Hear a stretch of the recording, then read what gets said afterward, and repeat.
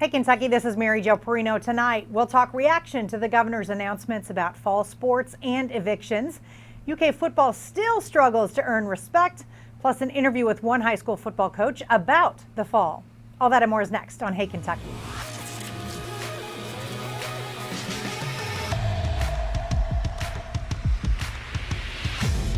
Welcome to Hey Kentucky alongside LEX 18 Sports Director Keith Farmer. And Keith, we know that there are a lot of parents and athletes and coaches who are happy today.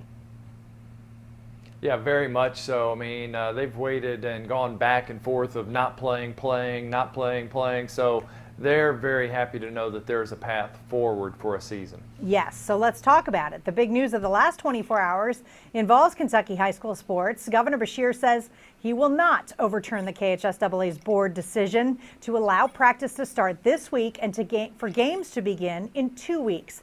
But the governor does express some misgivings about the move, saying he's concerned it runs the risk of a shortened season, especially with high contact sports allowed to begin.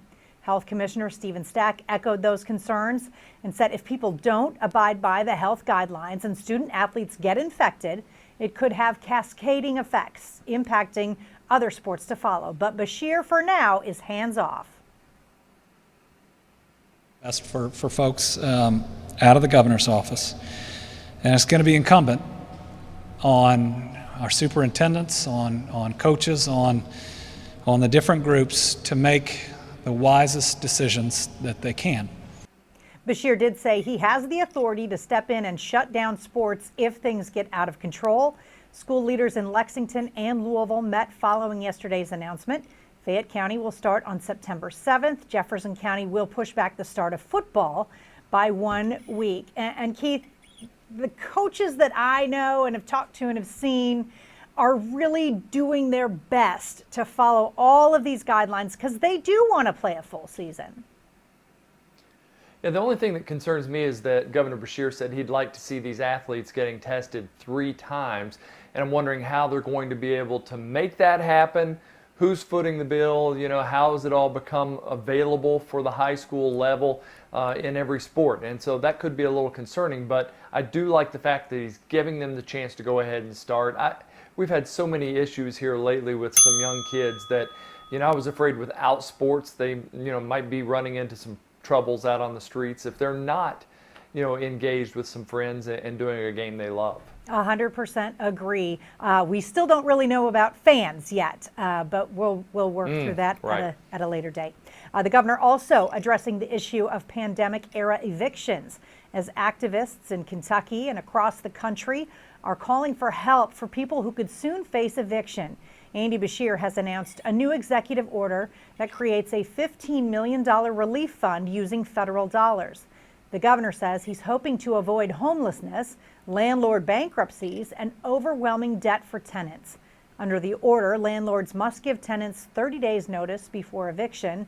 During that period, both parties must meet and confer, giving them a chance to work out an agreement. And finally, no late fees, penalties, or interest can be charged relating to non-payment of rent from the beginning of the pandemic through December 31st. Some advocates for renters are unimpressed with the plan.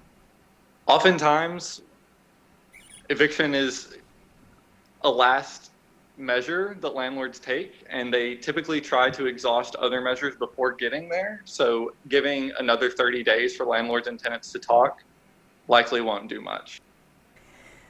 Keith, I understand that 30-day part won't do much, but there is a considerable amount of money being put behind this. And, you know, there do have to be discussions because both sides are facing really tough times. I tell you where I disagree with his comment is the fact that I think if they do get together, it could help, because I've rented before where it's somebody that I really never even met, the person who actually owns the place. And yet, if you could come together and just hear each other's stories, you might be able to come to a good agreement that would help both sides. So I like the fact that they're at least going to that measure to get them to talk. Yes. All right, now we return to the Breonna Taylor case in Louisville. The National Social Justice Organization Until Freedom carried out plans for a massive demonstration throughout Louisville today, which had prompted the police department to make all personnel available for duty. Hundreds of people were on hand in Central Park as of this afternoon. Meanwhile, a judge is being asked to force the LMPD to release its case file on the Taylor killing. The Louisville Courier-Journal is in an open records battle with the city, whose lawyers say releasing the file could hurt the case even after the Attorney General decides whether or not to charge the officers involved. The judge is reviewing the arguments. And Keith, the Courier-Journal has been trying and trying through the Freedom of Information to get anything out of the LMPD. Yeah, and they accidentally, put something up this morning a little too soon than they wanted to, and said they might post it later, but then never did. It's everybody trying to find out information when it feels like we should be getting this from those that have been looking into this for months and months. So I read some of the arguments on behalf of the LMPD, who said they didn't think that the Courier-Journal and other outlets wanted the facts, they just wanted a story. Well, we can't know the facts without seeing your investigation. So, Exactly, it's really a catch-22. All right, let's turn to UK football. The Cats are not included in the debut of the preseason AP Top 25. Despite Big Ten and Pac-12 schools not playing this fall, the Associated Press encouraged voters to include all FBS teams in their rankings, regardless of when they're scheduled to play. As a result, 9 teams from the Big Ten and Pac-12 made the list, while Kentucky's 20 votes left them 9 spots away from reaching the top 25. Meanwhile, SEC coaches have anonymously weighed in with their thoughts on Mark Stoops' program. Many had praise for Stoops, but still expressed doubts about the team's hopes for 2020. And one coach just flat out doesn't believe that Terry Wilson can get the job done. Another says, quote, there's a different attitude with them. You see it in recruiting too. Keith, it sounds homerish, but I don't know how you see it any differently, because for years and years and years, Kentucky has seemingly been, a cellar dweller in the SEC, and there has been a huge change in momentum and recruiting. And I do think Terry Wilson, if I remember right, helped lead this team to a 10-win season. And he's 12-3 as a starter. And not only that, when you look at this team, I remember we used to so many times you'd have a player that would have a breakout season. You'd say, oh man, I just wish he had one more year so I could watch him again. Now we're looking at players that we've seen play for 2 seasons, and they're playing their senior season. We know who they are, and they've done great things for this program. There is a lot of depth on this team. And I guess that people are just thinking it's the same old Kentucky, and it really isn't, because this coaching staff has worked hard to develop a program. Absolutely, and it's upon us. Now let's talk some hoops. Kentucky has made the hiring of new assistant coach Bruiser Flint official, and an announcement about Jay Lucas is apparently coming soon. Sources say that Lucas is finalizing his deal to join Cal's staff in an off-court role. Word first broke that the Texas assistant was in talks with Kentucky last week. Lucas is expected to focus on recruiting, while Flint will help handle the X's and O's. Keith, I think these are both really great hires for the staff.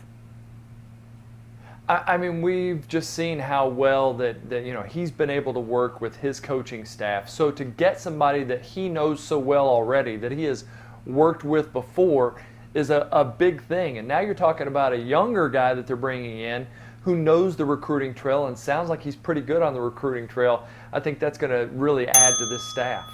Yeah, absolutely. The NCAA is apparently attempting to avoid replicating college football's disastrous 2020 return by creating a plan for college basketball months in advance. The senior vice president of basketball has floated out 4 options to conference commissioners.